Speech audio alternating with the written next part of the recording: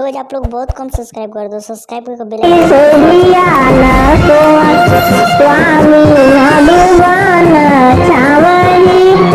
जहाँ चुटकी डाल बनाना वहाँ दाना पाई पीठी का बहिया दाना कहाँ पाई